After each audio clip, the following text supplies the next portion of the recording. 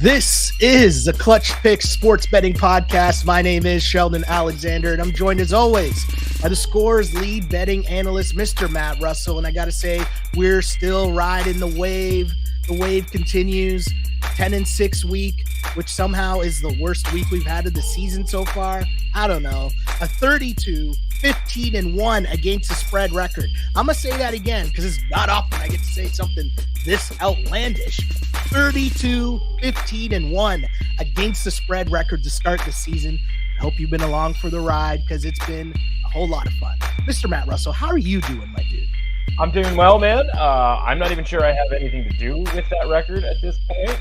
You are so far above and beyond any expectation or any even sort of results that I'm even putting in so far this season. So, I'm gonna reach through the screen to try to, get some of the good karma, the good vibes, the pixie dust, that sort of thing over here. Not that we're desperate for it necessarily, but like it's, we're hitting October. So it's time to get out and run a little bit. You know what I mean? Like loosen up the hamstrings and stretch the pace here a little bit. Let's get out and go here.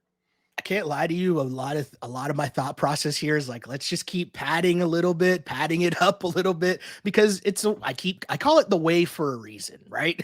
Because waves go up, waves go down, despite the one of my favorite songs, Waves Don't Die. They kind of do go up and down. Waves is still a banger track. I will stand by that, despite whatever the dude I'm not going to name is up to these days, which is a story for another day. But the point is, the wave, we try to keep that going to keep the good times rolling here. Because as mentioned, I don't even know how to properly sum up the feeling, sum up the vibes here as we try to keep the train moving. For the people that might be new here to what we do on this pod, we go through each and every game on the NFL sched. I come out, I give you a pick, I at least tell you where I'm leaning, and then my guy Matt comes in with the information and education on where the line is, where it was, and where it could be going heading into game time. And the key is that we want to try and come out on the other end with a more informed pick. I play the role of the viewer. I get to ask questions. I get to bounce my ideas off of, and we try to win some money on the other end. And I got to say, through 3 weeks, it's been doing pretty well. I'll say that. I always say too, the disclaimer, lunch money picks, okay? Bet within your what's the term I'm looking for here? Your means. Yes. Bankroll management, responsible betting. Yes, that's always the key here. Et cetera. So yes, 10-6 last week, 32-15-1 overall this season. I think that's like 67%. That doesn't sound like a real number.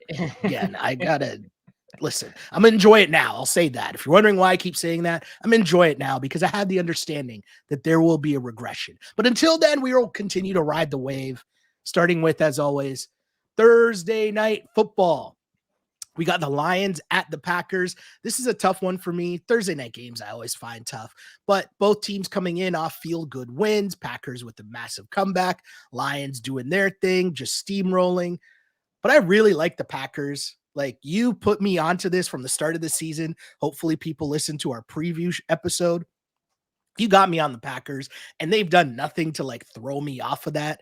And in fact, the first two games or the last couple weeks, betting on the Packers, if you've listened to this pod, they've counted as losses because of where the line's been when we discuss the game. But come game time, the line has moved more in the favor of the Packers, and they cover those bets. So if you listen to the pod, and I'm like, hey, we really like the Packers, then you showed up on Sunday and you realize, oh, the line went from Packers -2 to Packers +3.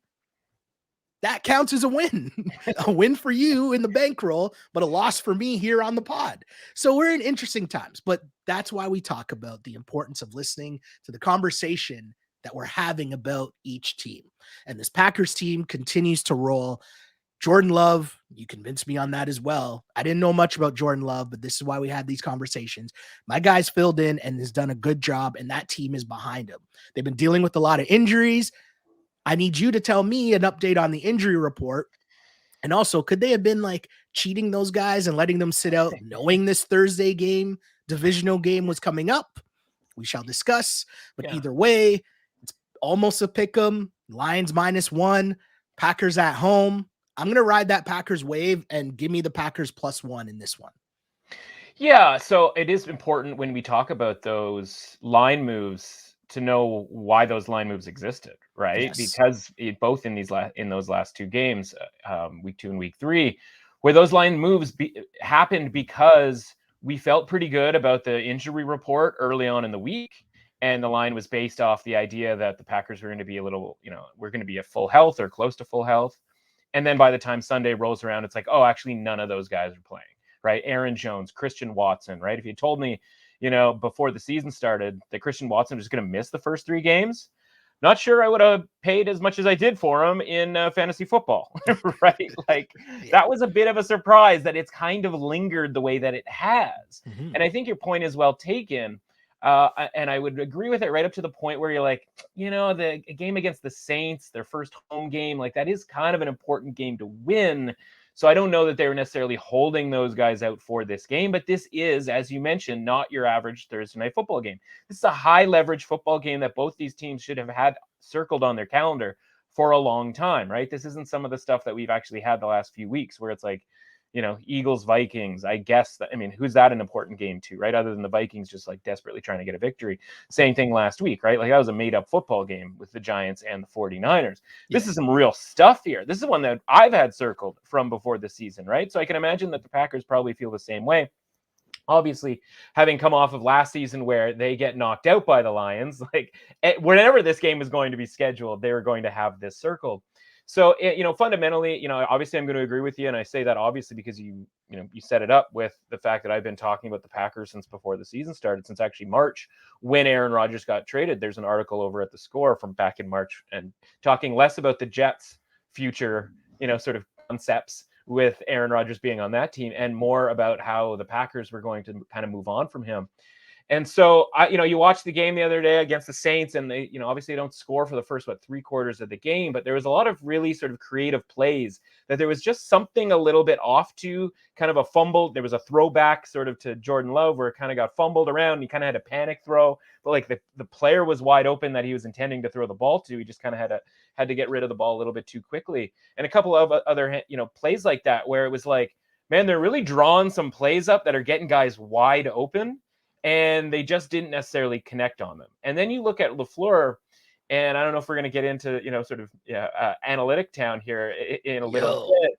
But like our guy LaFleur, whether people like it or not, has shown that he knows what the correct mathematical thing to do is. And so he does the thing where he goes for it down 14. They score a touchdown. They go for the 2-point conversion.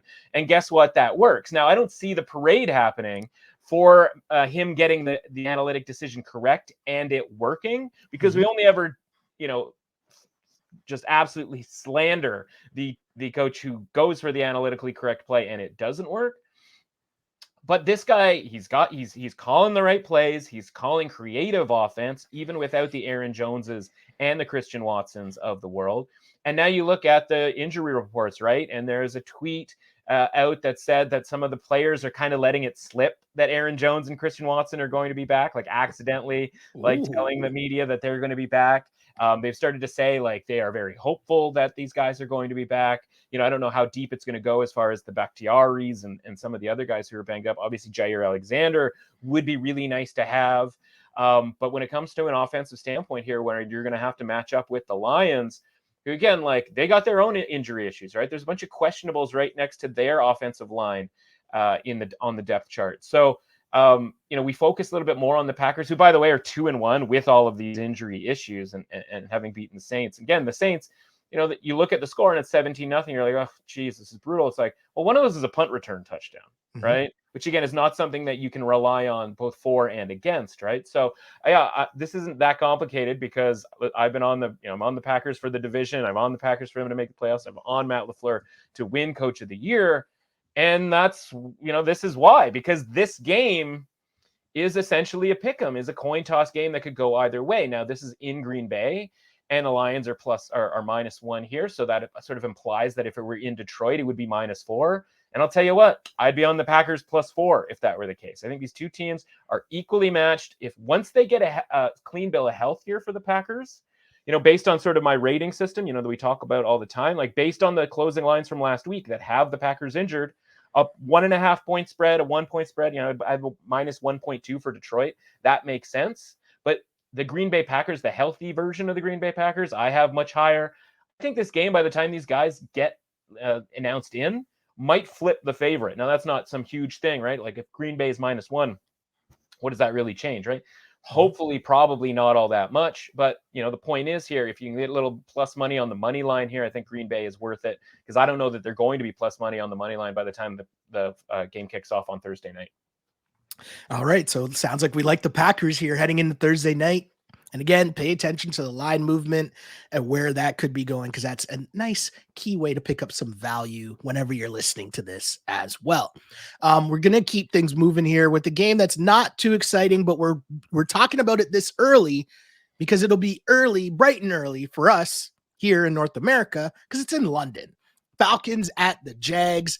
Jags laying 3 points. And I need you to help me out here because on paper, I understand, the Jags are quote unquote the home team here and they've played in London consistently the last few years. I get all that. But in reality, what is the line favor here for the quote unquote home field advantage in this game being in London? That part I don't really get. But even if we remove that, I'm looking at this and thinking, I think the Jags have played below their standards the last few weeks. They haven't really played well the last few weeks. The Falcons, I don't think are good. So this could be one of those bounce back games for the Jags that desperately need it after not looking good at all the last couple weeks. So I'm on the Jags. I'm going to lay the 3 points, but my question is still, what is the London aspect of this? Which I hate these London games. I feel like I always wake up Sunday morning and whatever side I'm on, it's the wrong one. Right? Yeah. It's just like, what is going on here? So what is the home field advantage worth in this London game? Well, I'd like to think that that's sort of just the bettors mentality, right? Where you always remember the bad beats, you always remember the negativity, right? Whereas if you win, you're just sort of like, yeah, okay, that's what's expected, right? When that's, shouldn't be the case for something that's, you're just talking about how 67% sounds like a crazy made up number when you look at it from a record standpoint. But, a lot of people who are new to betting think 67% should be a regular thing. But I digress. As far as the London thing is concerned, yeah, I mean, are they getting a point here? Are the Jags getting a point here because they're quote unquote used to this this spot? I guess, and I honestly don't know that I can necessarily argue against it because we do, like you say, sometimes you just wake up and it just feels like a really weird game and something that if you're more familiar with it, that there should be some sort of advantage to it. That being said, like based on point spreads from the past 3 weeks, now the Kansas City game in week 2 is a little messed up because there was Travis Kelce was back. How healthy is he going to be? And Chris Jones was back. So like the movement leading up to the game didn't really necessarily give you a hint about anything. But leading up into the week 1 game against Indianapolis, and then leading up last week against Houston, money was coming in against the Jaguars in those games against teams that like, why would you be that excited to bet the Colts in week 1? Why would you be that excited to bet the Texans like at any point in life? Now, luckily, I was on the Texans and that was the 1 out of the 5 upset picks that we had on the round robin underdog moneyline parlay last week. But what about the Jags? What about them? Have warranted this boost? Again, up from kind of like 1.5 to 3. And again, if it's because this game is in London, you're not just moving it up 1.5 points, you're moving it up 1.5 points to a key number that, a lot of these London games come down to a long field goal at the end, right? Like whether one team jumps out or the other team jumps out, right? It just always kind of seems like it comes back to somebody kicking something as if it's sort of a premiership game. So I can't beat up the Falcons too much last week because, I was on the Lions. We talked about it. And it was Desmond Ritter's first road game this season and his first road game since, 3 games back of last year. So, he had 4 straight home games going back to last year and then played a road game in Detroit against, in a pretty loud, boisterous environment against a pretty good team. So, if you're selling Desmond Ridder, and listen, I don't think Desmond Ridder is particularly good either, but I just don't know that I'm making some drastic rating adjustment to the Falcons here, right? Like the Falcons can go in, do the thing that they want to do, where they run the football a ton. They play pretty good defense. Again, the Jags offense has not really been clicking in any way, shape, or form, right? You get down 17-0 to the Texans even before the fluke kickoff return touchdown situation last week. And again, only scoring 9 points the previous week. And then, honestly, probably should have lost to the Colts in week 1. It's just like, why am I asking the Jags to win by more than a field goal here? Is it just because of the familiarity with going to London? Like, I just don't really buy into that. So it's not some massive, huge thing here that, like, I think, the world is missing out on the glory that is the Falcons. But at 3 points here, and in some cases even money at +3, maybe this goes to 3.5, and I can get Falcons +3.5. At which point, like, all right, I'll dare the Jags to win by a decent sized margin in the NFL. So yeah, give me the Falcons here +3, and again, hopefully maybe some 3.5s pop up here leading up to the week. So here's the thing that I'll say. You almost have me here. You almost have me, but I'm gonna lay the 3 with the Jags and hope that bare minimum you can salvage a push here with the game-winning field goal. Jags win by 3. I understand everything. I need it from the Jags here. I feel like we're not in kitchen sink territory here, but you got to start showing me some positive signs here, or else, like, we got to question a lot of things that are going on with that squad, with that team. Yeah, and if they were underdogs, like, I get that, where you're like, okay, this is back against the wall time, like, yada, yada, yada. Like, there's so much else going on with this trip to London where it's like you don't have that focus level where you're like, all right, it's now or never type of thing. They're also in the AFC South where, like, it's kind of never now or never. Like they were what, 5 games back of first place last year? Like, unfortunately, that could kind of lead to, some complacency a little bit where you're like, yeah, we're 1-2, but, like, I don't know who's going to beat us. I mean, yeah, the Texans literally just beat us, but, like, I don't know. Are got they some going time. to mess? Yeah, they got sort of time to figure it out. And if I was an underdog situation here, like, yeah, okay, I'd be like, all right, I'm into the Jags being competitive and maybe getting the win. But the thing that we're asking the Jags to do is just not something that, like, they're good at, which is to say cover as a favorite, which they kind of don't. I don't think they've really ever done in the Trevor Lawrence era at this point. I think he's now 0-5 as a favorite, which is against the spread, which is not good. I'm going to enjoy sleeping in a little more and just wake up in third quarter and be disappointed by whatever's going on my TV screen. That's what I'll say my Sunday morning will be. Okay. Let's switch it here to a big boy matchup, as I like to call them. The Dolphins at the Buffalo Bills. Bills at home laying 2.5 points. And I mean, you got the Bills coming. They appear to be back on track. 34-point win in Washington. It seems like nothing compared to Miami dropping a 70-piece extra spicy on the Broncos. 70. That is crazy. At this point, like, Miami's offense, I know I've been rolling with Miami's offense through and through, and I'm just going to continue to do that here. I know this line, there's been some movement already, but if I'm still getting 2.5 points with the Dolphins on the road, and you're telling me the weather is going to be okay so far from what I'm seeing, I'm going to take the points in the Miami Dolphins offense, just because as much as Buffalo's offense appears to be back on track, that Dolphins team, man, they can run, they can throw. Waddle didn't even play. How does arguably Waddle, Tyreek, they're both 1A, whatever. Waddle doesn't even play it. And it's like, doesn't matter. We could throw up 70. That's insane. Give me the Dolphins at the points. Speaking of waves, I'm riding the Dolphins wave until proven otherwise.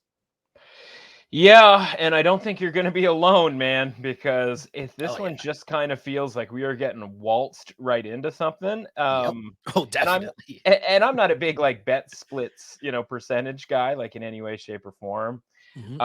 It does look like it's relatively even. So, it's not like the universe is just clamoring, I guess, to bet on the Dolphins. Obviously, listen, you have to remember, right? I would say, like, the game starts 0-0. And whether they were facing the Broncos again this week or an actual good team in the Bills, you have to remember that this game starts 0-0. It would be nicer if, they didn't score 70 and win by 50, and we might get, there's some +3s at -113 as of this taping right now. Obviously, that's the play that you want to make. That extra 3 cents isn't going to break the bank to get to +3. I just think about it this way, right? Where it's like, well, how could the Dolphins lose? It was a pretty close game the week before against the Patriots, Totally. Yeah. right? And Hell it's yeah. like, so like this isn't some just guaranteed type of deal, right? Not at all. So it's tough because obviously, again, this is a lot like the Packers, where this is kind of like where if last Saturday was bangers only Saturday as far as matchups were concerned, this weekend is kind of bangers only weekend in the NFL, where this is a lot like the Lions and the Packers for me, where it's like, yeah, I'm a little bit down on the Bills, and I think there's value on the Dolphins. Now that value has already come to fruition as they were plus 300 and change to win the division, and now they're the favorite to win the AFC East. Obviously based on their play so far, isn't all that surprising. That being said, right, like I said, like we're getting like waltzed right into something here if we just assume that the Dolphins are going to win this outright. So it's the type of thing that I would have really liked the Dolphins if that game had been competitive last week and we didn't have this sort of fervor, because I'm just sort of allergic to the idea of just sort of rolling with the train that is just coming down the tracks. Like that never sort of works out in the NFL. And the Bills are obviously the best opponent that the Dolphins will have faced. And honestly, like a lot of that sort of came from just the Broncos turning the ball over and over and over again and giving short fields and taking penalties to extend drives and just sloppy type stuff. So I'm not going to talk you out of it. It's really more just like throwing up some flares and just kind of waving them around and be like, man, like this feels like an easy bet to make. It also just sort of feels like one where the Bills are going to be up for it. And certainly these are two evenly matched teams and the line is fair, right? So this idea that, somebody just won who just had 70 points is an underdog, like must bet. It's like, no, it's not really how it works, especially when you change opponents here. So the line is fair here. I think my market number here is minus 2.3. Yeah. Right. So like 2.5, and you're kind of liking the 2.5. Like that's sort of really fair here. From a rating standpoint, obviously I like the Dolphins a great deal sort of in general. And so I would drop this to 1.5 because again, I like the Dolphins a little bit more. I don't like the Bills as much in sort of a general way. And that's where I'm at too, right? Because it's like, I know I spent a lot of time talking about the Dolphins, but this is also still the Bills not throwing me off the scent because they smashed the Commanders, right? We'll talk about that Commanders game later, but I'm pretty sure you said last week that Commanders game, they're either going to win or they're going to get blown out. Right. So like whatever the spread was, like we discussed that, and that's what played out. So I'm not really thrown off the scent of my questions about the Buffalo Bills because they smashed the Commanders. Right. So that's the other interesting similar, again, two trains, right? At this point, one getting a little more sort of attention because of the 70 that's on the scoreboard, but two very similar games, which will, when we talk about the Commanders game this week, we'll talk about that. Why that was a little more misleading than maybe we think. You mentioned that it's bangers only this week in the NFL, and we got another one here with the Ravens at the Browns. I'll call this a big boy matchup as well. The Browns, especially their defense, has been showing out as of late. The Ravens lose. I don't want to talk about it too much. A very depressing loss for the Ravens in Survivor last week to the Colts, as they found every possible way to throw that game away. Yeah, I'm trying to look forward here. I need an injury update from the Ravens, who are so beaten up injury-wise during that game heading into it, and then getting beaten up emotionally by blowing that game to the Colts and Gardner Minshew. I'm trying to get through it. I'm trying to remove my emotions here. But do I want to take the Baltimore Ravens here? I'm leaning Baltimore Ravens plus the points here, right? The Browns defense is a problem, and I didn't really like what I saw from Lamar and company last week. But is that more injury-wise? Are they getting some bodies back? I would love to take Baltimore at +3, which I can't really seem to get here. Right. So I'm taking them at +2.5. But talk to me about the Browns. Like, have they figured some stuff out there? I don't know, right? Because it's like you flip on the game and Deshaun Watson's just hucking balls backwards, as he's getting tackled to his running. Be like, what? You just threw it 7 yards backwards, like on a bounce to a running back. Like, at what point was that the correct decision, right? That a sort of functional quarterback should make. And then like as the game goes on, it's like, oh, well, just the Titans aren't going to score. Right. And it's like, you're going to win a lot of games and just the other team cannot score. And well, what have we seen so far this season, right? It's Bengals could not score in week 1. And it's just like, keep punting it to us. Eventually, like just the odds are we're going to end up scoring ourselves here and be able to win this game. And then the Steelers couldn't get the ball past the 30-yard line, right? They had one big play, and then obviously they had the bookending defensive touchdown. So as much as the Browns lost that game, wasn't the Browns defense, right? It's like, okay, how many more quarters would they have needed for the Steelers to actually score on offense in that game? And then against, right, Ryan Tannehill and company last week, it's just like, yeah, they're just not going to score. And so the thing here is like, are the Ravens going to score? And even if they get those guys back, right, Tyler Linderbaum and Ronnie Stanley being the one where it's like he's the most important one as the left tackle, but he's also the one that even if he came back, like I don't trust him to finish a game at this point, right? Like he's a little Mike Williams-y for the Chargers, where it's just like it's all very cool when it's healthy and he's like making all kinds of plays, but it's just unfortunately a ticking time bomb, and it kind of sucks massively sucks for both guys. So I just kind of look at this and I'm like, yeah, what from last week? And listen, if you want catharsis, go to the Score to read my Survivor column from this week, right? It's very easy pick this week. We'll get to that in a second. But the point is, like, sometimes you make a pick and it's just out of your hands, right? Because if you picked the Jags last week, we talked about the Jags, that was a bad pick, right? You got blown out. You never had a chance. That was a bad choice. You picked the Cowboys last week. Same sort of deal, right? Never really sort of felt like they were actually going to win the game, even though it was surprising that the Cardinals were winning through its entirety. But that Ravens game last week, there are a million different ways, including accidental safeties, where my guy's pulling an Orlovsky. You mentioned Minshew, as if like, oh, Minshew played, like he led them to victory. It's like, that guy didn't get to the red zone. Like they're kicking 4 50-plus yard field goals, right? And it's like, so yes, the Ravens should have won. I don't regret the pick. It was the right call from a strategic standpoint in a contest where you have to pick 18 to 20 winners over the course of the season.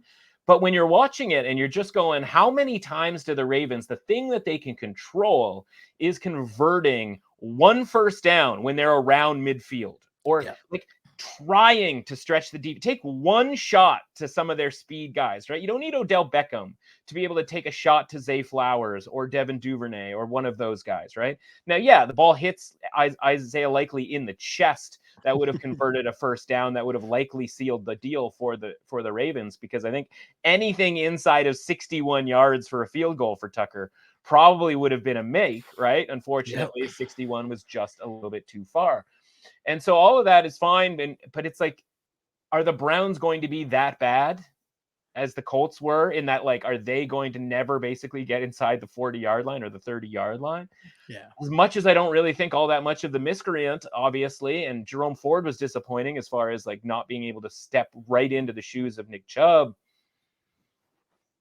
I don't know that the Ravens are going to score in this game. Like, and it's the type of deal where like, that defense, like Lamar, there's only so much Lamar can do. And it sort of felt like, obviously from a run game standpoint with the Ravens, it's like, this has got to be just Lamar running the football, because the other guys just ain't doing it. Like Melvin Gordon's involved, and that's a drag. And obviously it's part of that is the offensive line not being able to hold up. And so, yeah, it's hard for me to say like, yeah, let's take the Ravens on the road, having seen what we saw with where their offense is right now, right? And the more we see out of the Bengals, it's like, yeah, same kind of deal. If the Bengals can't score, then the Ravens are going to be able to hang in that game in week 2. But like the Browns, they at least kind of have an idea of like what they want to do on offense, even though that might involve like keeping their quarterback out of the mix. Like, yeah, they're going to just ground you down, right? And the Ravens certainly don't have the defense necessarily to like take advantage and get your 2 touchdowns.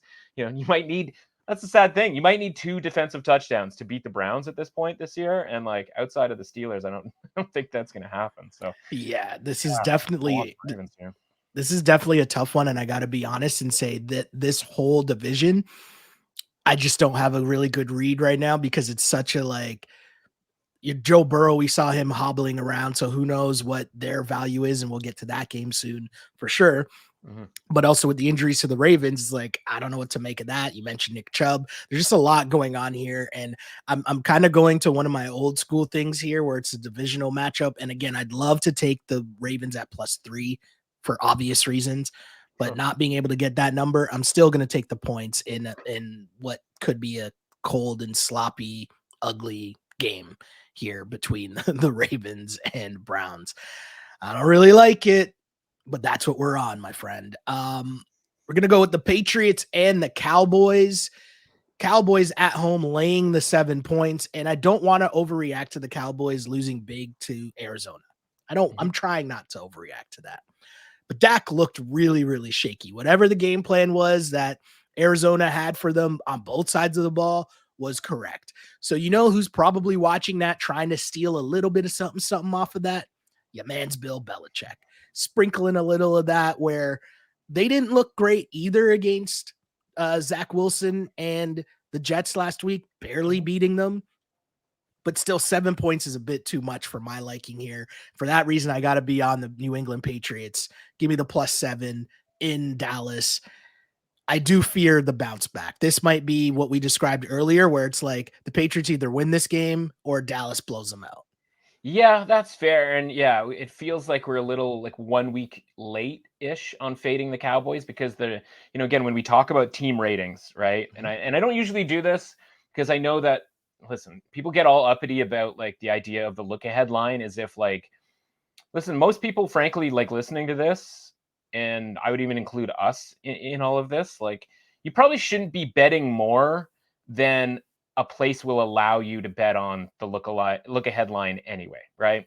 And so I don't usually do this, but I tweet out last week that like Patriots +7.5 next week available at a certain sports book, and like you should bet that. Now, if you're saying, okay, well the limits are really low, it's like, okay, fine, but they're not like $20 low or $50 low for people, for most people, like that's honestly like what they should be, they're the limit or around the limit that they should be betting. So it's like that has value to the people who are following or the people who are listening.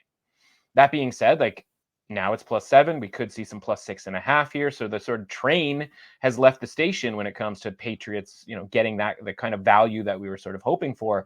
Seeing that maybe a victory over the Giants that was pretty wacky and a victory at home against Zach Wilson might be overinflating the Cowboys rating, which by, also happens to inflate all the point spreads because that's where the point spreads are coming from, is their rating, right? So when we push the Cowboys rating up until where the 49ers of the world and the Chiefs of the world are, then that's going to create some value on the other team. Now, the problem last week for a lot of people was that required betting on the Cardinals. But listen, the Cardinals are not the worst team in the NFL.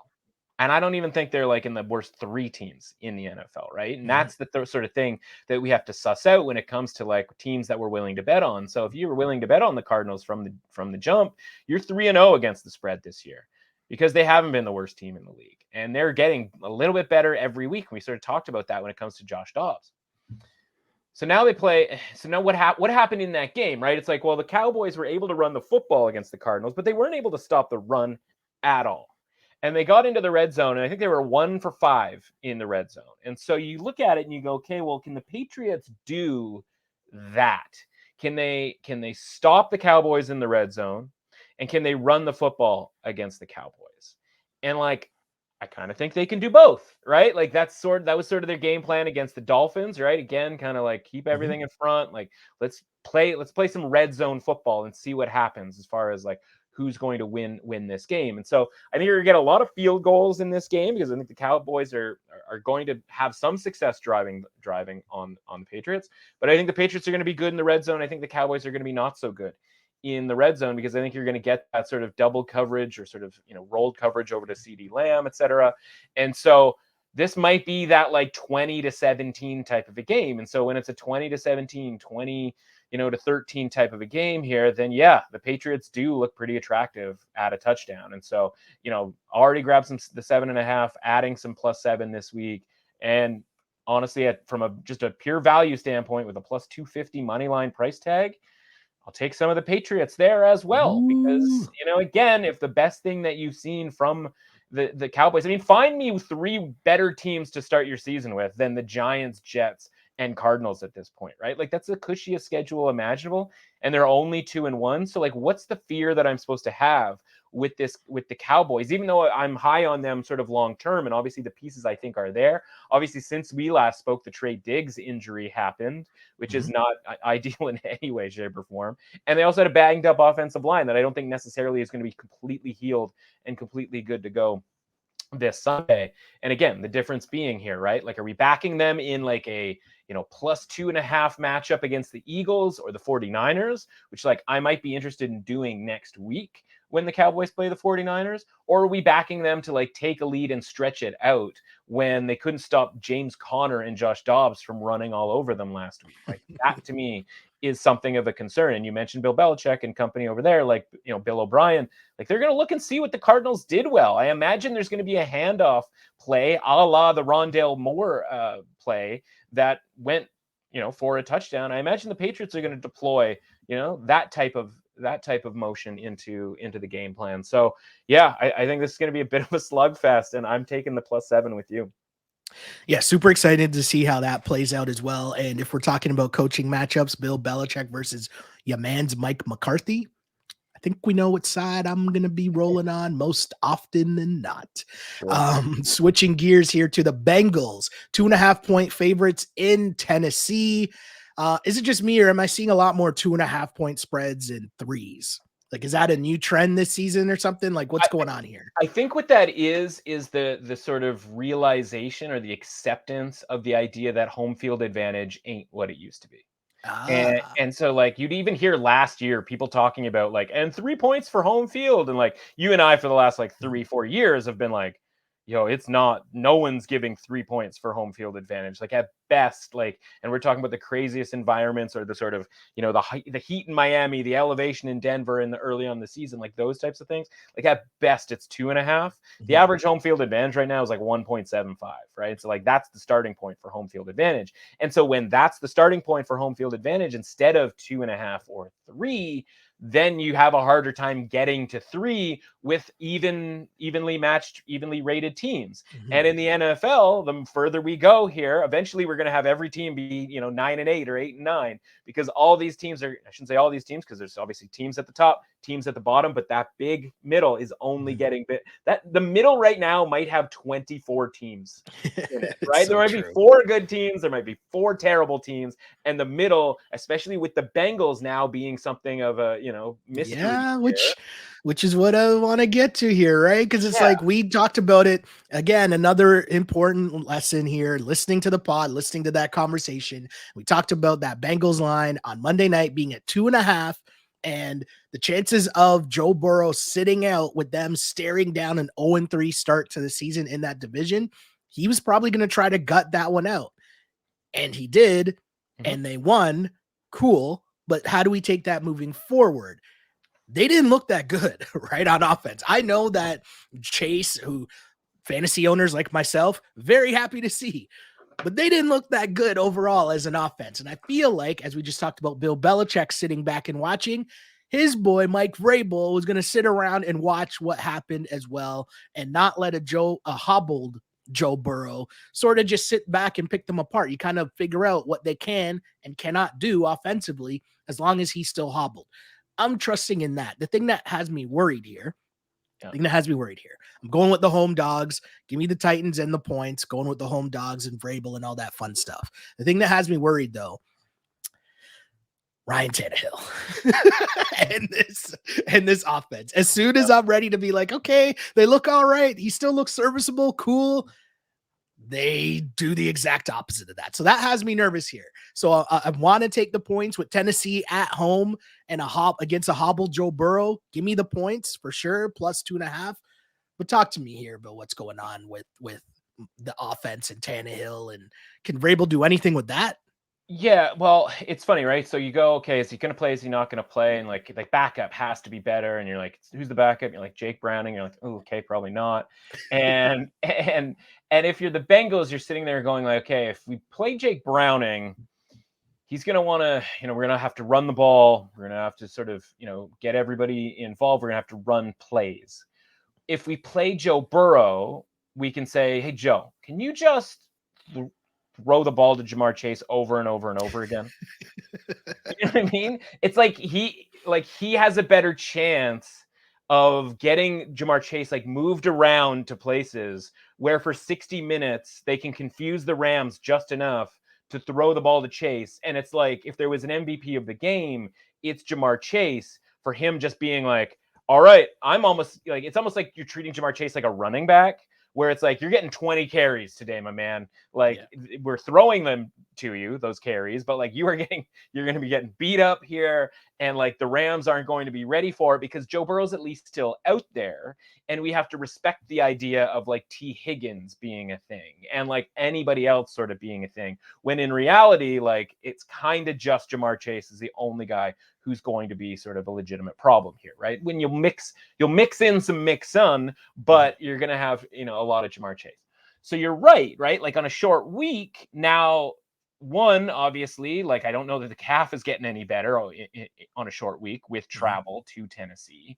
Two, as you mentioned, right? Vrabel sitting there going like, okay, like that's a cool game plan to run one time to sort of surprise the other team when they weren't necessarily sure you were going to play. And by the way, the Rams obviously had spent, this preparing for the Super Bowl a couple of years ago, like prepping for that version of Joe Burrow, right? Mm-hmm. And so now now there's tape. And so now Vrabel looks at that tape and he goes, okay, we got to come up with something so that Jamar Chase doesn't catch 15 balls on us this Sunday, right? And you mentioned like the offense of the Titans, and like, listen, that's grotesque, but like, you're right. Like 1 week it's interceptions left and right against the Saints. The next week it's like peak levels of efficiency against the Chargers. Admittedly, the Chargers are garbage defensively. And then the next it's like, oh yeah, you're just on the road against probably the best defense in the league, who we literally just talked about how like the Browns might not just ever give up a touchdown in certainly in the first half. And so I'm with you where it's like, like until Joe Burrow gets himself a bye week here, which I think they have an early bye week, a relatively early bye week scenario here. Or the Browns or the Bengals show me sort of anything that they can do, as far as, I don't really trust them to just purely run the football, especially against a Titans team that's pretty good against the run. I just think like, all right, you've shown your kind of your move, like you've played your trump card, if you will, as far as this whole like just give it to Jamar and get out of the way type situation. And that's problematic against a team that, like, again, we're always getting points with the Titans, and trying to figure out when the right time to take those points are is like kind of the fun like Titans game. And it's like Saints, yes, Chargers, yes, Browns, no. This one, I think we're back to yes again with the Titans here. And I think they have a real chance to win this game outright because, the Bengals had to put everything they could to avoid going 0-3. And 1-3 is no party, but like, at least they sort of managed to do that. And I think that, there's just going to be a lot to have them turn around and play this game, especially given the circumstances on offense. Yeah, definitely. And it also goes back to one of our themes that we haven't, it's only week 4, but like the ping pong aspect, right? And being able to be on a team 1 week, be off of them the next week, and kind of figure out that sort of pattern / ping pong. So that part, enjoying the ride as well. Another pretty interesting game here. We got the Steelers as 3-point favorites in Houston against the Texans. Texans looked great last week. You were all over that. I was quite happy to cash those tickets for sure against the Jags. And here's the thing. Now they're home underdogs against the Steelers. Steelers defense continues to be a problem. Of course, you worry about a young QB meeting TJ Watt for the first time, for sure. Definitely. But I like how spicy. This is another one, just like you put me on Jordan Love early, you also put me on CJ Stroud, seeing that there could something be there with him as well, leading that offense. Offense looks a little spicy. I like that.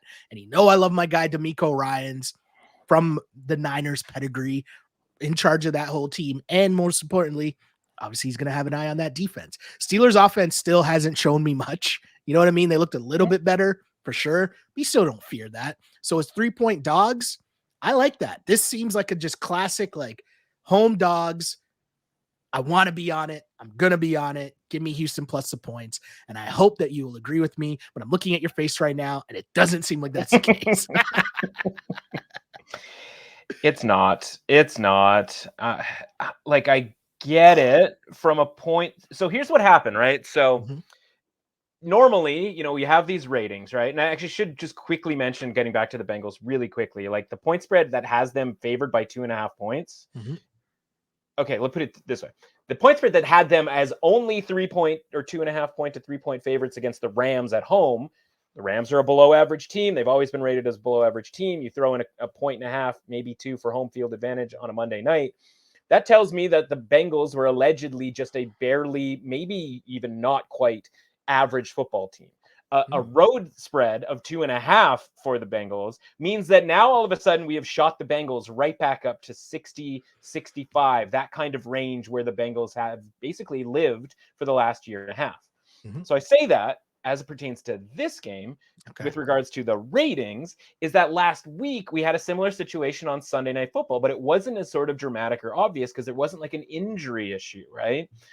The Steelers opened -1 in that game against the Raiders, and they closed +3. The Raiders took enough money over the course of the week, alleged professional money over the course of the week, to move the Raiders to -3 in that game. Now, somebody sort of defending that move could say if Marcus Peters could catch an interception, then maybe that game's a lot different because the Raiders take a lead instead of the Steelers taking a lead, because that game was 7-7 for a while, and it was kind of like, all right, is somebody going to kind of do anything to pull away here, right? And it's like the Steelers just happened to, they obviously connect on the long pass, et cetera, et cetera. So the point is that when we look at these teams, like people, we have to believe what they're telling us, right? And so that's, and you mentioned the Jaguars, right? And it's like, oh, I'm like waiting for the Jaguars to like do something. It's like, yeah, or these teams, like the more we get the September information going into October, the more we know, right? And so guess what? Steelers getting blown out by the 49ers really doesn't look bad at all, right? The Steelers having a tough time scoring against the Browns really doesn't look that bad at all. And then they go sort of down in weight class and they face the Raiders and they're able to move the football all of a sudden, right? And like the Steelers offense is never going to be like mega electric. They've hit a couple of big pass plays in the last couple of weeks, right? Like Najee Harris looked like he sort of had a pulse against the Raiders, right? But the defense is always going to be good. Yeah. And so when I look at the Texans, it's like, yeah, man, like I love getting in on the Texans when they're +7.5 against a team that hasn't shown me anything all season like the Jags. And like there'll be other spots to back the Texans. And honestly, because of that line move from the Steelers-Raiders game, so sort of follow me here, right? So that Steelers-Raiders game that line moves the way that I mentioned. Why? Was it because the Raiders were getting like a bump after getting blown out in week 2 against the Bills? No, that's an anti-Steelers move, which is an incredibly rare thing for a team that won on Monday night. But like we all saw it, we all were like, man, yeah, we were super lucky. Their offense is terrible. They're short week. They're now going on the road. Like this is a great spot for the Raiders, and people pile in on the Raiders. And so when I look at that and I go, okay, like I have to base the market rating on that closing line point spread. Like that's the purpose of the market rating. And so that's why this number is as low as it is because the market rating can only be adjusted so much to get back to where sort of the Steelers should be. And so my point is like, yeah, the market rating kind of seems like this should be actually under a field goal. But that's because the Raiders took all that money last week, and we know that money was kind of stupid, right? That was a mistake, right? Like, yeah, Jimmy Garoppolo is their quarterback. Right. And listen, I'm going to get to that guy too, because that was a really interesting game for a different reason. And so the point is like, okay, I can't go with the market rating off of the Steelers. I can only go with my rating that if I had just sort of stuck to, never moved, even as they got blown out by San Francisco and looked kind of crappy against the Browns, like what would that number look like? And that number looks a lot higher.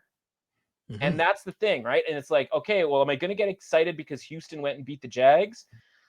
Not really, man. Like I think the defense, and again, and a lot of it is injury stuff, right? Obviously, their high-profile cornerback, out. I thought Laramie Tunsil was going to play in the game last week, and all of a sudden he's not even traveling with the team. Like, what's that about? Obviously, a lot of this stuff has to get sussed out with regards to injury reports over Thursday and Friday. And maybe they get a healthier injury report, and this comes off 3 and goes to 2.5. But honestly, like in Houston, like is that a home field advantage? Everywhere Pittsburgh goes, right? You saw in like the Vegas game, right? They were getting cheered just as loudly as the Raiders were. I think the Steelers are actually still pretty good, and getting this thing down at like a field goal is going to be something that like feels like it's tempting for a Texans team that's slowly getting better, but like the Steelers might be actually pretty good, and this might be out of their weight class, whereas like the Jags I didn't think was. I'm with you here. Pick is switched. We have our first pick swap here of the episode. Steelers -3. And you know what? I've enjoyed betting on the Steelers this season so far.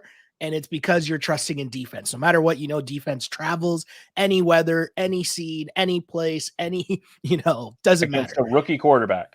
Yeah, and that's going to be a big thing. Don't get me wrong. He has looked great, but also you have the fact of, the Texans getting their win last week. That was a big thing. That's a big interdivisional game win, kind of like the Super Bowl for them, mini Super Bowl version. Yeah, cool. Now back to reality. Okay, cool. Pick is switched. We're on the Steelers. I like it. Let's go. This is why we do the pod. We talk things through. We come out more informed, and hopefully we're on the right side. Rams at Colts. Colts at home, favored by 1. I don't know what to make of the Colts. I mean, I don't know. We need an update. Anthony Richardson, there's signs he might be back in the lineup. Yep. Looks like he should be back. No Gardner Minshew. That's a good thing for the Colts. I'm going to be on the Rams here, and I don't really know. I mean, the reality of whether it's Minshew or Anthony Richardson will like drastically have a huge impact, because I feel like that's two completely different offenses, of course. Yeah. But I like the sneaky value of the Rams here, because I feel like the Rams were a team that we were talking about as being one of the worst teams in the league, and they've kind of just been okay so far, like they've been all right. Getting the +1 point, whatever, that's basically a pick 'em, cool. But I like how the Rams have been looking. I would have liked them more against Gardner Minshew than against Anthony Richardson. So if you're telling me you feel better about that offense, I could be talked into switching this pick for sure. But as of now, give me the Rams in basically a pick'em game against the Colts that I don't really think are that good. And last week you got 4 50+ field goals to win a game. Like, that's just insane. Mind you, I did have their kicker in fantasy, so cool. But sweet. I don't know, man. Can you have that happen 2 weeks in a row? I don't know. Yeah, and a kicker I was on his 3rd team in 5 years, by the way. Not exactly a legend in the making, but for 1 week he was. I'm with you, man. Like you can do the whole look ahead line thing. The Rams have always kind of been favored in this from like a rating standpoint. Now they're not, and that has a lot to do, obviously, with the fact that the Colts won last week. But again, that was kind of, let's just say the F word here, fluke, right? that was kind of a fluke last week, more than just kind of. And yeah, like a little bit tough here. Rams short week. I have not confirmed this, but I imagine they are probably staying out in the Midwest versus flying all the way back from Cincinnati to LA back to Indianapolis. That's something I probably should have checked on before we hopped on here. But honestly, it comes down to Matthew Stafford being pressured on, from obviously the opposing D-line. And you had Hubbard and Hendrickson, and those guys were a problem on that Monday night game, right? And the pass rush is always going to be good for the home team in those Monday night kind of, again, desperate crowd, loud type situations, right? Mm-hmm. Colts don't really do that, right? Like, they were just kind of rock solid. And again, I don't want to even cite anything that necessarily happened in the Baltimore game, at least from like an in the trenches on-field matchup, to sort of, honestly, either way, say that the Colts are good or bad, right? I'll go back to like the Jags, right? Like that game, I don't know that the Colts defense was like absolutely abominable.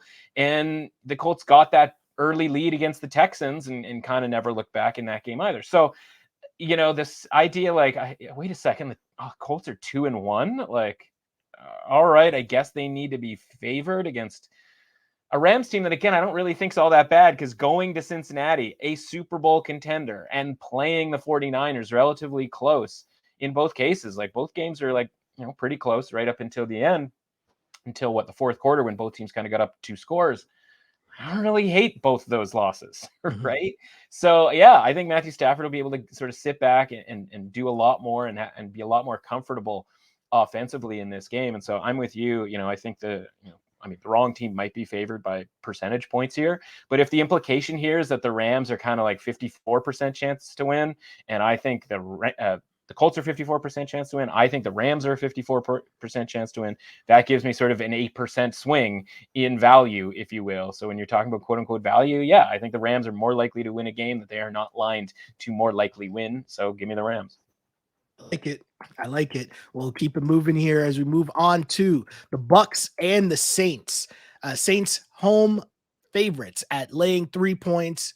Jameis, I'm assuming, will be in this matchup. Alvin Kamara should be back in this game as well. I think. I hope. No, maybe. Yeah. We'll check in on that. Kamara's back. So Jameis, we know Jameis will be in as Carr went down, which I mean, Carr wasn't looking. Derek Carr. I'll leave that rant for another day. But Jameis is in the lineup, but you got a full week of him getting reps. You got some reps to get the Taysom Hill package back up and running as well. These matchups are always great between the Saints and Bucks, no matter what, even in the Tom Brady days and the non-Drew Brees days. Saints still played the Bucks really tough, always. Saints are better at home. You're telling me you're getting a boost back with Kamara, and I get 3 points. I know I'm laying 3 points, but I have that push protection if it's just a field goal game. I like that Saints D against Baker, who was a little more Baker-like in the last time we saw him. Yeah. Although I don't want to fully blame Baker because I know he's not terrible. Either way, I'm on the Saints -3. I'll let you talk about Baker because I can't blame that game on him. I'll say that. Yeah, I don't want to talk about Baker. I want to talk about Mike Evans stinking out loud. And then he goes and he makes like the world's most insane catch. And it's like, Mike Evans, that's why he's a Pro Bowl receiver. And it's like, yeah, but how about the 2 third-down drops and the touchdown drop that like, listen, change the game. Completely change the game. That's it. And it's like you go to the box score and you'd be like, well, the Eagles had 400 plus yards and like the Bucks didn't get to 200. And so it's like really hard to make a case that like that the Bucks like could have, should have, or maybe whatever have won or covered or however you sort of want to sort of frame it. But like, yeah, man, there's like a broken play that Hurts found, Olamide Zaccheaus on that kind of like obviously gave them sort of a step ahead. And then you got Rachaad White trying to like my guy's doing way too much out there, probably because he's watching Mike Evans drop the ball literally once per quarter. Mike Evans just has a catastrophic drop of the ball. Now, the problem is Mike Evans is going to continue to exist in this game. He is going to get locked up by Marcus Lattimore, which happens every single time. That being said, can't we all just see Sheldon coming back next week and being like, I can't believe I laid points with Jameis Winston? I think, gang, can't we all just see this happening next week for our poor guy Shell, where he's like, I can't believe I did it. Oh my God. Right? Like you mentioned, you kept talking about Jameis Winston without like any level of fear in your voice. And I just don't know how that's. Do you know why? Possible. Because here's the thing. Jameis versus Derek Carr. Like Derek Carr was supposed to be a massive upgrade versus Jameis, and he's just not. Do you know what I mean? Like he might. Well, we're gonna find out. Like they had 0 points after Derek Carr left the game against the Packers. Jameis got a week, man. He's got a week to get back into the group. Here's honestly, this is my indictment, and this is a Mike Evans take. This is a Jake Browning take that I tweeted out the other day. Nobody knows their players better than the team does, right? Correct. Jameis Winston didn't just show up to New Orleans. He has, to the best of my knowledge, he has been on the roster this is his 3rd year now. And like you said, the Saints, who have seen Jameis every single day for the last 3 years, obviously outside of summers and whatnot, like they're familiar with his work. They were still like, no, we got to go get Derek Carr, man. Like, we got to go get Derek Carr. Like, Derek Carr has to happen for us. Like, yes. right? A team that like the Raiders were like, no, we're good on Derek Carr, right? Like the Raiders are like, no, we're good on Derek Carr. The Saints were like, no, we are good on Jameis in favor of Derek Carr. Like, where does this all like is Jake Browning going to end up starting for the Saints? Like how where does this all kind of like fall here? So I just go like laying points. So I have the Bucks plus 3.5. So like I can't say that this is the same thing as 3. Like the same deal in that like I have field goal protection, but like Jameis Winston's going to be a boost to the offense that again like couldn't really score against the Titans all that well. Couldn't really score couldn't score at all. I mean, really, honestly, they couldn't score against the Packers. They had 10 sort of offensive points, right? Because I mentioned the punt return. Yeah. And you know, played like, you know, really honestly a pretty choppy, sloppy game against the Panthers, you know, in week 2. And I just go, okay, like how many points are the Saints going to score here? Because yeah, like obviously you're worried about Baker and the Buccaneers offense, but like this kind of feels like one of those games that's like, yeah, we're back into the 17-16 type scene, right? Because I don't know that either team can score 20 points against the opposing team. The one thing that like scares me is I'm watching that game against the Bucs going like, we were always going to be kind of back in the Bucs here because we're going to have them rated higher than the market as long as the defense was healthy. And like the more you watch the game, the less you see of Vita Vea out there. You see, it's like, oh, did you know it's Levante David's like 13th year? It's like, oh my God, 13 years for a linebacker. Like that is not in any way, shape, or form how you build a defense. Like you would not want a 13-year linebacker. I don't care who it is, right? You want your linebackers to honestly, linebackers are like running backs where it's like, I want them for 4 years as a rookie, like run your bleep off and just tackle a bunch for 4 years. And then like, you're done.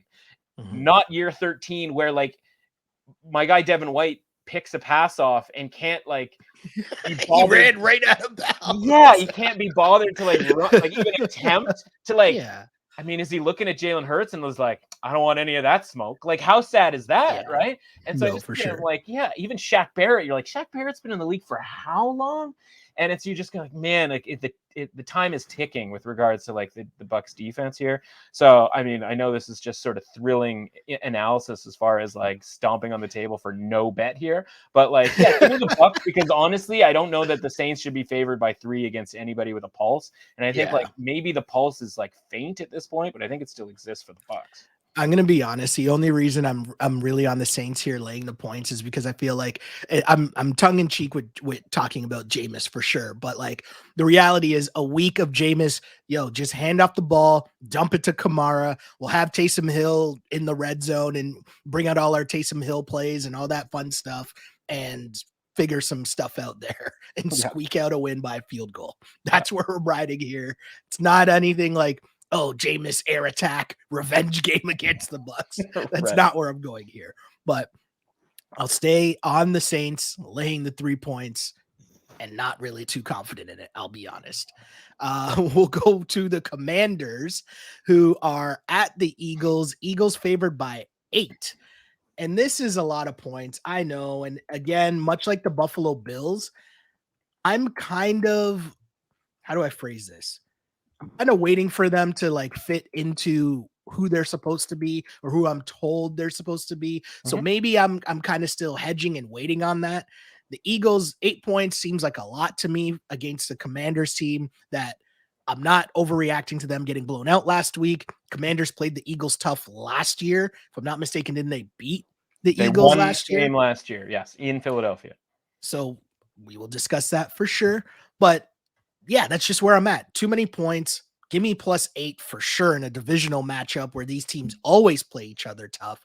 And I'm just not too thrown off by what happened, either bad for the Commanders or good for the Eagles last week. It's a new week. Focused in on this. Give me the 8 points. Yeah, so I agree with you. I'm on the Commanders as well here. I think they have a chance to win the game outright. It's the same kind of deal.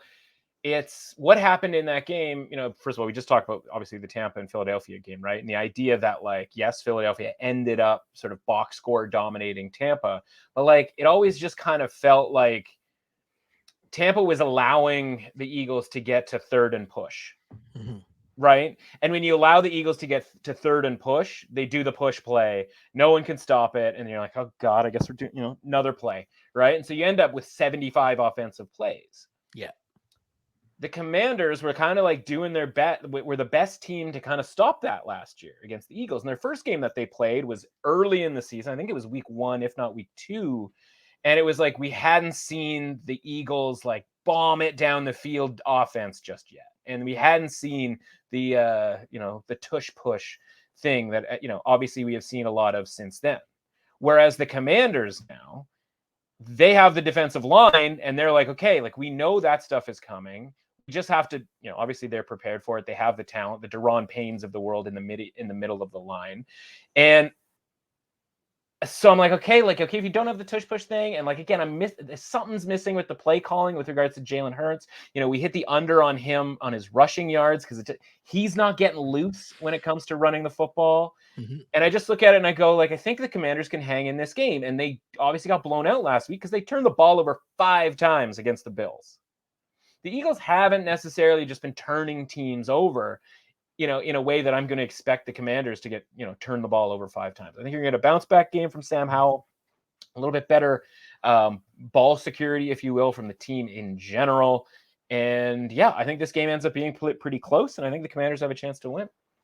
Sorry, I just had a moment where I forgot that I was in front of a camera and it just popped up on my screen that Dame Lillard got traded to the Milwaukee Bucks. Okay. So if you're watching this video and you see I almost stopped halfway through. And we're like, did somebody, I thought it was an NFL thing. I was like, did somebody die?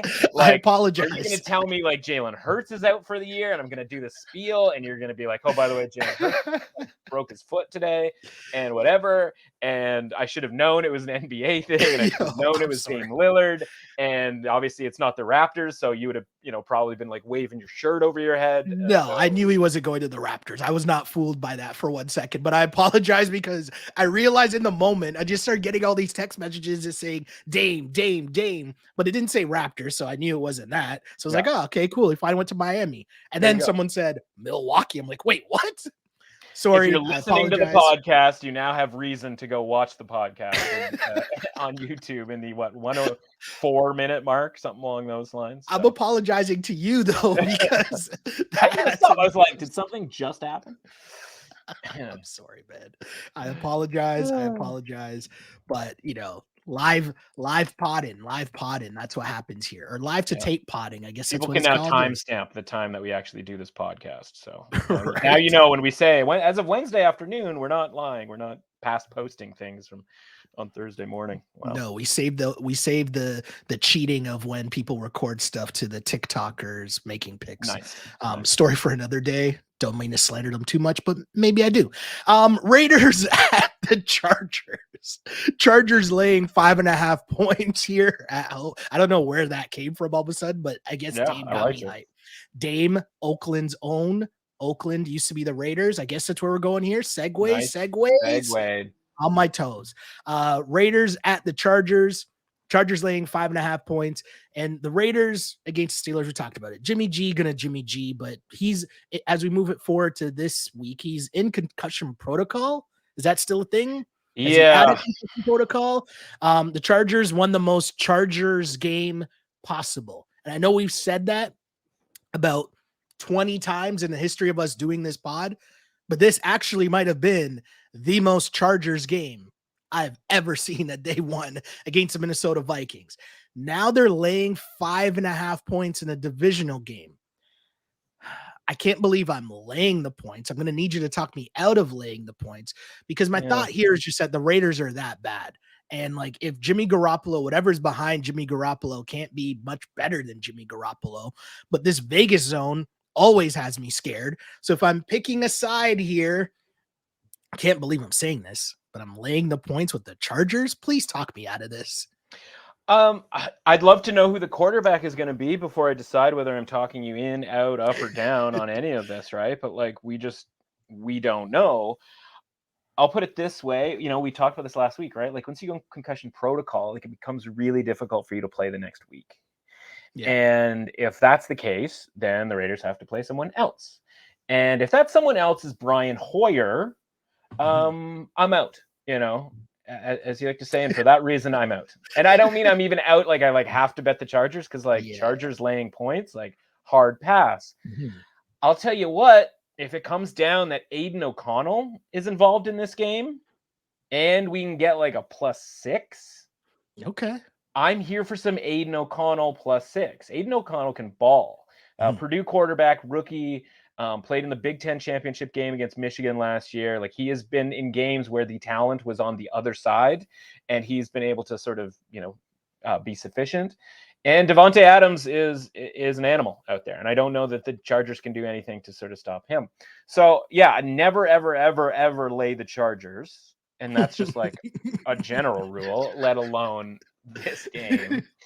But like, yeah, like, what am I going to tell you? Like, yo, man, no, you're going to want the Raiders here because like Brian without knowing Hoyer's their QB in the mix, right? Like, I'm not going to like do that. What I will say is, I'll go on a complete tangent here.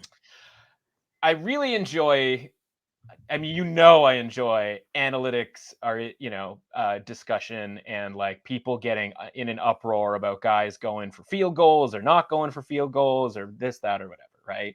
And so I'm watching that game on Sunday night and they're going for the field goal the first time. And I'm like, okay, interesting take. Then I remember that this was the exact same situation that you and I have discussed before. On Matt LaFleur going for the field goal in the NFC, I believe it was the NFC Championship game in Green Bay, right? Where Aaron Rodgers was 4th and 7, and the same situation where there's like 2+ minutes to go, and okay, we'll kick the field goal here, we'll try to get the ball back, and then a touchdown wins the game. We don't have to go to overtime. We don't have to, go for 2-point conversions, et cetera, et cetera.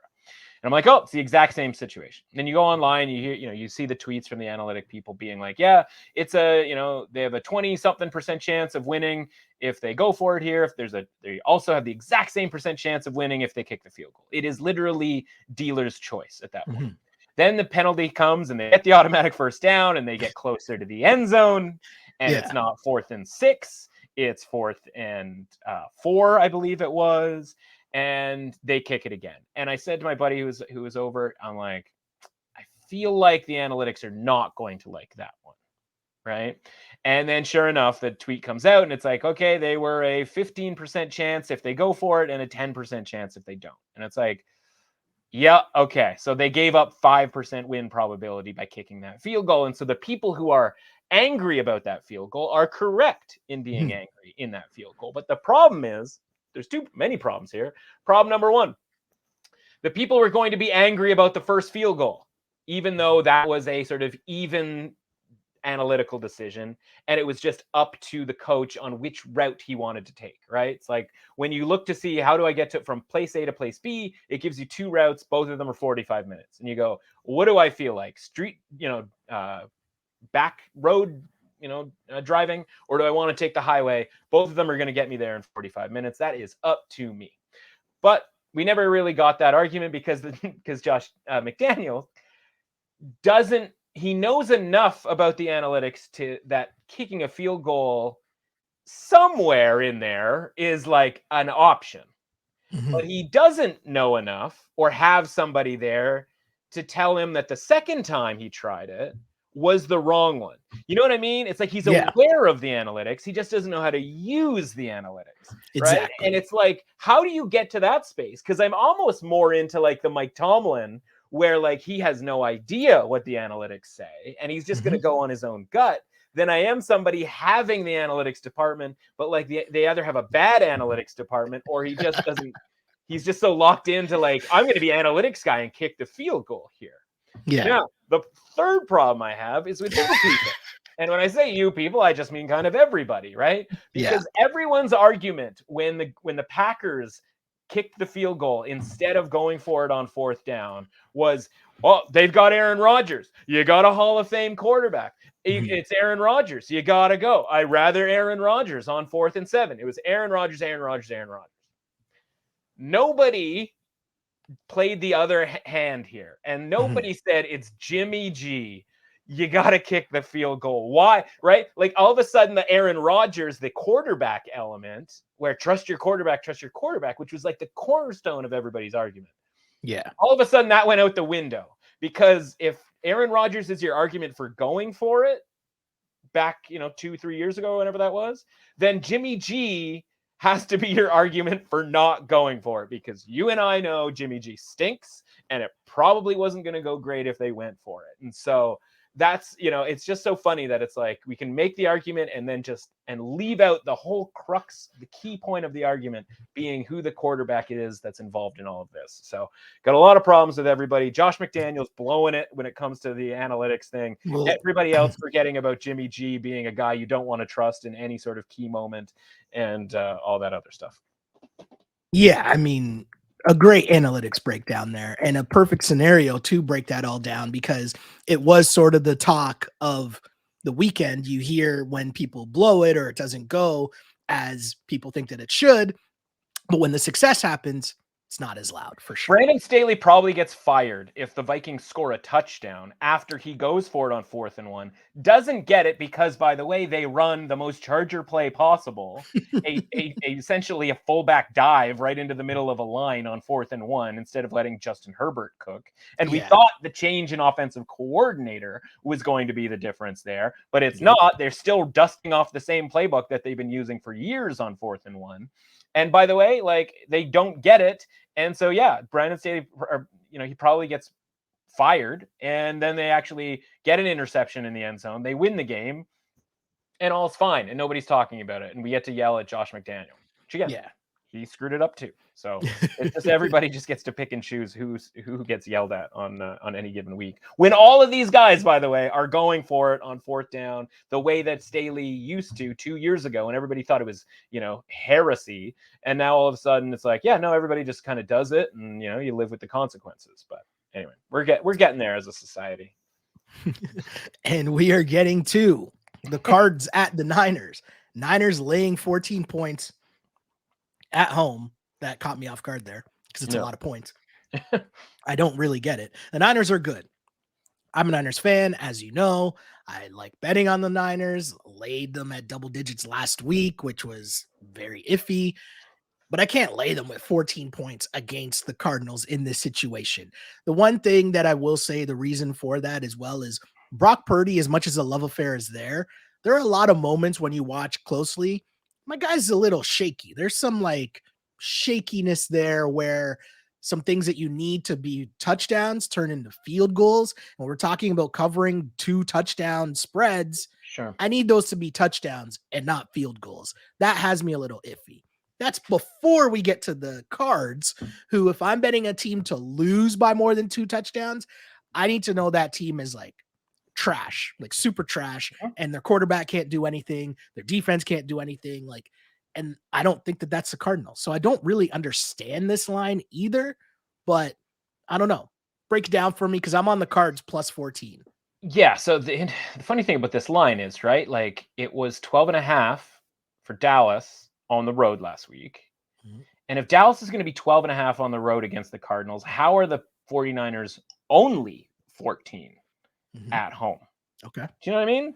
Like, if it's 12.5 on the road, if it was in Dallas, right, we do that 1.5 point either way swap. Correct. We're looking at 15.5 if that game last week was in Dallas. Yeah. And so if that game last week in Dallas would have been 15.5, how can this game in San Francisco, a team that is better and higher rated than Dallas, be 14? And you say, well, Matt, Cardinals won the game. Cardinals they don't stink. And I would tell you, fair point. Because, we talk about like ratings and stuff like that, right? But like this number based on the line from last week should be, let's say it should be 16, right? If Dallas was 15.5, this should be 16. Mm-hmm. It's not, it's 14. So there has been an adjustment for the Cardinals being pretty good. My ratings that have the Cardinals being not the worst team in the league make this 13. So if you're going by my ratings, then Shell, you're onto something here by getting a point of value. That is the literal definition of value. You think something's 13, it's 14. You take the 14 points. Problem is, schematically, matchup, all of that kind of stuff, the things that the Cardinals were able to do to be competitive in these other games against these other teams, it sort of feels like it's really difficult to actually do against the San Francisco 49ers. And like when you're watching the 49ers, as you know, once that snowball gets going, right, and it's Josh Dobbs has to throw the football, because you're down 2 touchdowns. You're down 10 points in the third quarter or the fourth quarter. Like, oh no, right? Like how is this going to possibly work out, right? The 49ers are kind of the one team I don't really want to have to kind of keep my fingers crossed about a backdoor cover on, because it's just not what they do, right? Bosa gets the ears pinned back, all that, the defense, Warner's still flying around, all that stuff, right? And so it's like, I don't really want Arizona in this exact situation.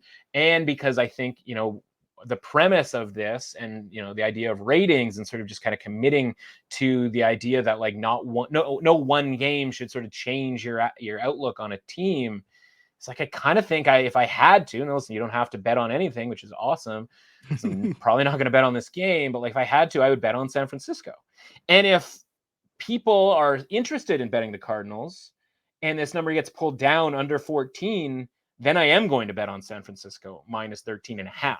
So if we get a 13.5 with San Francisco, I am betting that. We got a week or, 4 or 5 days for that to happen. Somewhere, some way, somebody's going to come in on Arizona and hopefully get a price here on a 13.5 with San Francisco. And I'll take that, because I think that this could end up being a snowball type situation for a Cardinals team that's honestly played 2 really good games at home. And you could excuse if they just absolutely stunk it up this week. And you know what? If they do, that just means more value on the Cardinals for the week after and the week after that. And so I'd be kind of okay with it. Yeah, that's a definite tough one there. And yeah, at 14, it's kind of tough. I can't lay 14 points with my Niners even as much as I want to. I get it. I understand. And hey, if I'm wrong, it just means my team's even better than I think they are. I'll take that. Right. Oh man, I hope this week goes well. Let's go. Broncos at the Bears. Broncos. We're into the dredge here. Yeah. I don't know how much we want to spend talking about these 2 games here, but you got the Broncos as 3.5-point favorites in Chicago against the Bears. My old school rule, 2 crappy teams. You got one team that got blown out by Taylor Swift's favorite team, and you got the Broncos who gave up 70 points last week. That classifies as 2 crappy teams in those scenarios. I'm going to take the points and not really think too much about it, especially it's over a field goal. I don't know. Sure. Give me the points with the Bears. I see what you're doing here. I don't not like it. I guess fundamentally the point is, right, if the Cardinals aren't the worst team in the league, and listen, no team has to be like the worst, right? But the Bears are the worst. The Bears are just is what you're telling me. God awful. Oh my God. Right? And it's so bad. Like, things got crazy for the Broncos last week, right? Like, it was just like a night out in college where you're just like, you just wake up the next day and you're like, God, I don't even think like I did anything that bad, but like, I feel like I just remember people yelling at me, and like I got thrown out of a cab, and like I was behind a 7-Eleven at one point. It's just like, what happened? And then like some of your friends are just like, dude, we need to have a talk. And you're like, what? That's what the Broncos game was last week. Whereas like the Bears are just they didn't even make it to the club. Like they are not even, nobody wants to hang. They don't, I hate to say it, like they have no friends. The FBI might be involved. Like, who knows? And so I think the Broncos, because they're still in the early stages here of whatever's going on in Denver, I find it hard to believe. Is that Dame Lillard? Right. I find it hard to believe. It's Giannis. I find it hard to believe that the Broncos have quit on Sean Payton, even though the second half of that game, particularly the fourth quarter, I mean, that game went from 21-7 to 70, like in a minute, right? Which you would have to, like, that's sort of how 70-point games, which didn't really exist until literally this week, that's how they go. And so I go, like, unless you fully flat out quit on Sean Payton, I don't care where this game is being played, I think they need to be favored by more than the Bears. And I don't have like some specific, like, well, this team's this rating and this team's that rating, because one team just gave up 70 points. So like, where am I supposed to rate them? And the other team is the Bears. And like, should I just swap spots with them? Like they are on a like, and there was some tweets that were out that earlier this week about how somebody had talked to a bunch of bookmakers, and they said that the Bears are our worst rated team. They can't do anything, and it's like, yeah, I kind of think that's a little bit more fair than like the thing that happened to the Broncos, right? Like it just feels like something happened to the Broncos, whereas like the Bears just exist in this way, right? And so totally it's like, get that, you know yes. what I mean? I'd rather fade the team that just exists this way versus the team with a bunch of like functional veteran players who have like a plan that, yeah, like maybe the plan didn't go so well because you got to the bar and like, you know, shots were $1 and like things got out of hand in a quick. It was that kind of night. Yeah, it's just like, man, things escalated quickly. Like, you know, literally the Dolphins killed them with a trident, right? Like it was like that was the situation. So yeah, like it's, you know, it's weird to say, like, give me -3.5 on the road, but honestly, there's kind of a reason it's -3.5 on the road for a team that just lost by 50 points. It's like, yeah, that's how bad the Bears are, and like I kind of trust the institutional failure that is the Bears over just whatever happened against a Dolphins team in the heat of Miami last week. The pick has been switched. The pick has been switched. We are on the Denver Broncos laying 3.5 points. Wow. Here we are. Give up, but I like it though. Give up 71 week. If you don't have some type of pride to come out and at least reverse some of that against the Bears, okay, I can see that. I'm with you.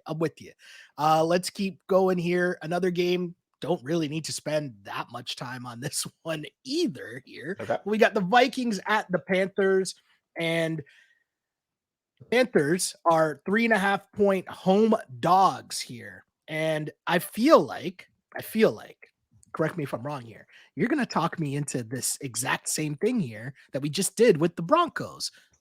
No, he's shaking his head. Okay. No, I love it. Panthers. Okay. Yes. Cosign. So 2 0-3 teams going. The Panthers have struggled, and the 3.5 always makes me want to stick with the home dogs. Like that's just kind of where these things lie sometimes. And we mentioned earlier the Chargers Vikings game. Wow, Kirk Cousins. That was an interesting one. I don't even know how you guys lost that game after the Chargers gift wrapped it for you, and you can't figure out how to spike the ball, how to do anything. You got to throw a red zone pick to lose a game. Anyways, I'll say this. Home dogs, 2 bad teams, over a field goal, Carolina plus 3.5. That's where I'm at.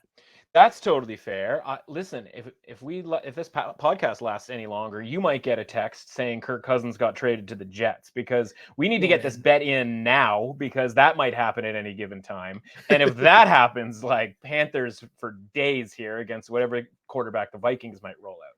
I'm half kidding, but like it actually does make way too much sense for the Vikings, who aren't bringing Kirk Cousins back next year, to trade Kirk Cousins, go 0-17 or damn near close, and usurp the Bears, by the way, you know, speaking of, for the first pick overall. And by the way, you don't even need the first overall pick, because unlike the last couple of seasons, there's a bunch of really good quarterbacks coming out of college that even if you're, you know, the 7th pick overall, like you would want to get.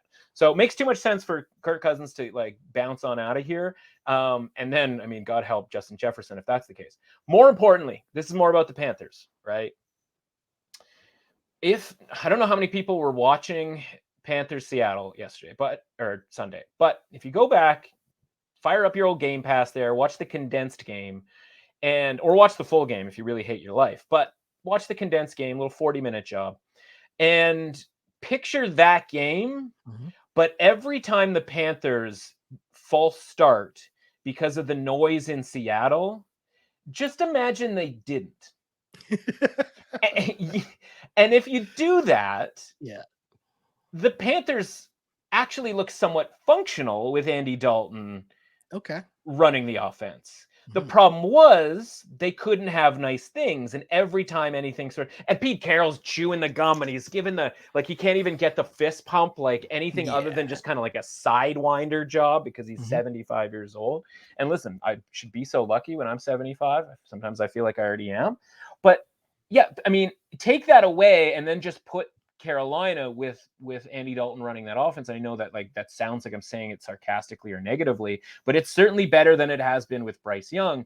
And so put that back at home against the Vikings defense, And I think you actually have something, maybe not something good, but you have something with Carolina there.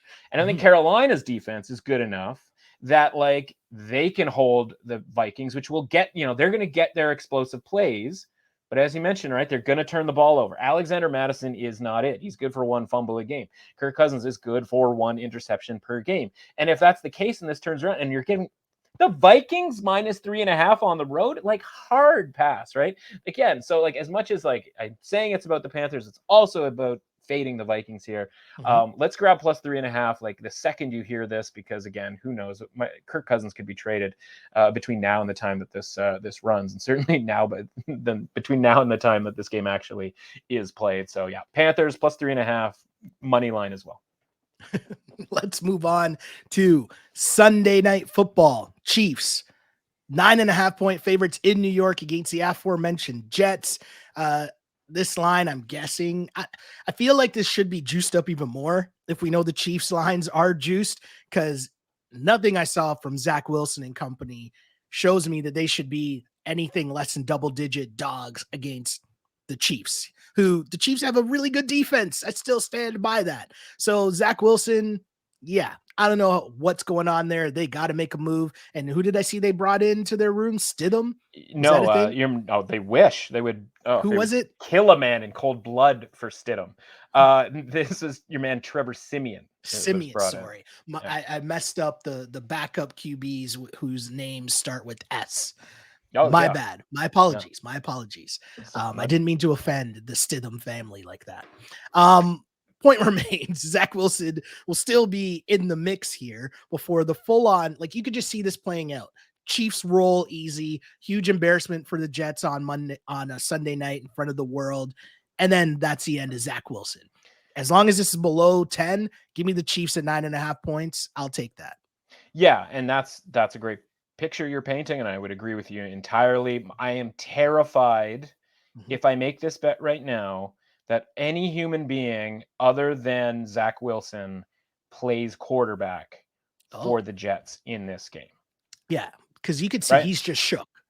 He's just shook, and it's over. Like, this is one of those where like people are gonna say like, oh, 9.5 points, it's a lot to lay on the road, and like this, that, or whatever. It's like, this is going to be more about booing Zach Wilson off the field for the quote unquote home field advantage, disadvantage, reaction, etc., than it is about any sort of like what the Chiefs are going to be shook because they're playing in New York. Like, what? Like, I don't think that's true. I think the Chiefs are a wagon. Again, we talked about this last week. Like, defense looks pretty good, man. And like the offense is the Chiefs offense. 10 is going to feel like a really easy thing when Zach Wilson is just not able to do anything. If it's literally anybody else, even your man's Trevor Siemian, gets a little dicier, because then it's like, oh, you could actually have something functional offensively behind that defense. But no, man, like this is, again, this is sort of like you'd lose your membership to the Sharp Betting Society if you lay 9.5 points on the road in the NFL. But like, honestly, the NFL, if last week didn't sort of tell you anything, it's becoming more and more like college football, where it's like there's kind of no spread that you can't lay. You can obviously make a case for not laying a ton of points, but like 9.5 isn't so much in college football. And when we're out here running Zach Wilson out, 9.5 can't be that much against him either. So yeah, I guess it's a wait and see to make sure that Zach Wilson is starting. But like, honestly, like it'd be kind of interesting to see if Kirk Cousins just walked in off like 2 days, like a Baker Mayfield situation last year, and was just like, all right, let's see what we can do. Don't really know the plays or the terminology, and might call a bunch of stuff that doesn't exist in the playbook, but like, let's just draw it up and see how it goes. Like, I like that game gets a lot more interesting, and obviously it's scheduled because we thought it would be Aaron Rodgers against the Chiefs. But man, like, yeah, it'd be a lot more interesting if it was anybody other than Zach Wilson. But yeah, lay it with Kansas City. Yeah, I also think if they get blown out, that'll push them even more towards Kirk Cousins. Sure. After getting embarrassed at home too, right? Yep. Which, sure. Who doesn't like the drama in New York? I wonder if there's a line on whether or not Taylor Swift will be at this game in New York. But story for another day. I think I would rather make that bet that she will be, because it's a clout festival right now. Definitely is that. between those For two. sure. Is there a line for that? We got to find that sports book. Monday Night Football. We have big time matchup. Not really. The Seahawks at the Giants, and it's an interesting matchup, we'll say. Saquon, last I saw, I think was day-to-day, so we're not sure if he's going to play, but I feel like we got to get close to, if he can play, he probably needs to play, because that whatever they were throwing out there were just Daniel Jones check down specials were not working against anyone. And I don't really get this line, because I feel like the Giants offense can't put up points, whereas I feel like Geno can put up points. So is this line telling me that they think Saquon is going to play, so the Giants offense won't look as terrible as it has without him? Oh, that's a good question. Here's the dirty little secret, I think, about Saquon. I don't think Saquon really means anything to point spreads. Okay. For this team. It didn't really make a difference last week, right? Like, true. I mean, I shouldn't say it didn't. It moved them from 10 to 10.5. Maybe it touched 11. Yeah. Right? And so, like, okay, is there a difference between an 11? Sure, 10 and 11? Sure. Are we talking like 3 to 3.5? No, right? Like, that's not what the deal is here. If Saquon was on the team, do they play better against San Francisco? Do they maybe cover that game against San Francisco? And ipso facto, are they a little bit higher, favored here? Because they're favored by 1 point. Maybe they're 2.5. Yeah. Right. Yeah. So my thing here is, like, I think the line is already without Saquon. I got you. Okay. And you're still like, oh God, I still want the Seahawks. Yeah. My thing with the Giants, right? It's like, what version? Like, Cowboys, different league than the Seahawks. 49ers, different league than the Seahawks. Totally. Honestly, Cardinals, probably different league, in like a lower league than the Seahawks, but I think are still at least kind of closer.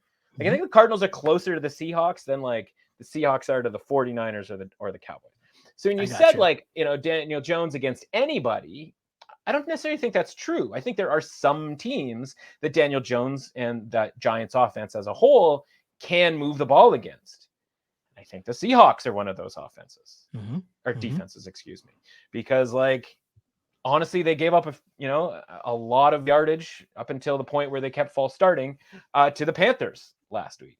And they basically never got off the field against the Lions. And obviously they won that game in overtime. They got to overtime in part because of a pick six, but like, I think the Lions punted 1 time the week before that. And we saw what happened in week 1 against the Rams. So you're getting an extra long week here for the Giants to get healthier, and whether that means Barkley is back or not, right? I think that's the thing. If Barkley gets looped back in for this game, I think you do see the line go up to 2. I don't think you're ever going to get 3, right? So I don't know that there's like, I need to wait around to see if I get Seahawks plus 3. I think that would be taken like in a heartbeat if that were the case. Yeah. So I kind of like the Giants here. I shouldn't say kind of. I like the Giants here -1. I fully expect if Barkley comes back, the line to go up. If he's not available to come back, I don't really think I'm losing anything, because I think the line is already kind of like Giants-ish -1. Again, I'm not that sold on the Seahawks to the point where, like, I don't think the Giants can like muster up a game here, which, like, I think they're still a pretty good, pretty well-coached team, and they're just overmatched against the 49ers. And, again, it's the NFL, man. Like, a couple of bounces go one way or the other, and maybe the Giants manage to cover that game. But it's not like the Seahawks have the defense where the Giants are going to be like, oh, we just got to get the ball out of that pocket, like, quickly, got to throw it quickly. Like, I think they're going to be able to block the Seahawks, right? They might not be able to run against the Seahawks, but honestly, I think, like we talked about last week, I think Daniel Jones, like, just let's have him throw the ball a ton, but you got to block it up. And I think they're going to be able to block it up against the Seahawks where they couldn't block it up against the 49ers. So give me the Giants. There's some New York primetime success at home this weekend, and it's going to be the Giants, certainly not the Jets. All right, I hear you. I can't switch the pick to Daniel Jones. I'm going to ride with Geno for a little bit here, see how that goes. But listen, as a Niners fan, you could see me next week being really mad that I didn't listen to you instead rooted for Pete Carroll. Already regretting that. But yeah, switch it. Switch I it. can't do it. I Switch can't, it. I Switch. can't do Everybody's it. chanting right now. Everybody's at home chanting. Everyone's in Switch their it. car. Switch We will it. remember this moment next week when I come in and I'm like, damn it, 3-13. I needed that one extra win. Right. Oh man. Yeah, I mean that sums up a whole other week here. We try to keep the good times rolling as always. Hope that people enjoyed the listening to us go through each and every game here. And my apologies for being distracted because the other part was that Shams mistakenly tweeted out that the Raptors were involved in this trade, but then he was wrong. So there's a whole lot going on right now. The trade still happening? Is it still? Yeah, the trade's still going down, but like messages are flying. I got a phone call from my boss. Like there's a lot going on right now. So I apologize to the people, but if you want some jokes, clearly watch the video and see me just be like, what is going on here? Because stuff is happening. But we all know that once Thursday comes around, it's back to NFL town, and NFL just takes over and dominates the airwaves as well. And that's why we love this pod. That's why we love talking NFL. And in between now and kickoff, my friend, where can the people find you online? Yeah, at MRuss Authentic on Twitter. Everything I write over at The Score gets tweeted out through that. Of course, we got our 2 college football articles per week, one on the big games and one on the best bets. Sometimes the big games crush, sometimes they don't. Sometimes the best bets crush, sometimes they don't. Both in college and the NFL here, we're looking to finally kind of get some momentum going here in October. This is kind of the month where it's like, all right, we know something about some of these teams and it's time to get serious. So looking to try to come close to your record through the first 3 weeks of the NFL season for the rest of the way. I'm gonna be honest, I'm just trying to keep the good times rolling as long as we can here, but so everyone knows the game of the NFL is a crazy one indeed. We just try to do what we can, and right now we're winning. Things are good so far. Just try to keep the good times rolling. As I mentioned, you can find me on Twitter at Sheldon Alexander, on Instagram at Sheldon Alexander. Like and subscribe wherever you get the pod. Bless us with a like. Let us know who you're riding with in your picks. Send us questions. Ask us questions throughout the week as well. We try to get through to all of that. And as I always say, my name is Sheldon Alexander. You can find me on all these places. And I used to pray for times like this to rhyme like this. This is the Clutch Picks Sports Betting Podcast. As always, unpolished and unapologetic. Until next time, see ya.